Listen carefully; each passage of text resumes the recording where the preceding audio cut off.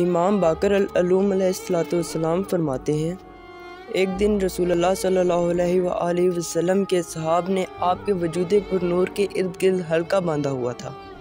तो आप अलैहिस्सलाम ने फरमाया, ए मेरे माबूद, मेरे लिए मेरे भाइयों की निशानदही करो। सहाब ने अर्ज़ किया, या रसूलल्लाह, क्या हम आपके भाई नहीं हैं?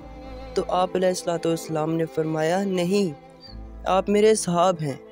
मेरे भाई आखिरी ज़माने के वो लोग हैं, दर हालांकि इन्होंने मुझे नहीं देखा होगा, फिर भी वो मेरे ऊपर ईमान लाएंगे। खुदावंद मुतअल ने बापों के इस्लाब और माओं के शिकमों से पैदा होने से पहले मुझे इनका नाम और इनके बापों के नाम के साथ शनाख्त करवाई है। इनमें से किसी एक का अपने दीन पर बाकी रहना कांटेदार दरख्त को रात की तारीकी में साफ़ करने और जंड के दरख्त की लकड़ी की आग को हथेली पर महफूज रखने से सख्त तर है।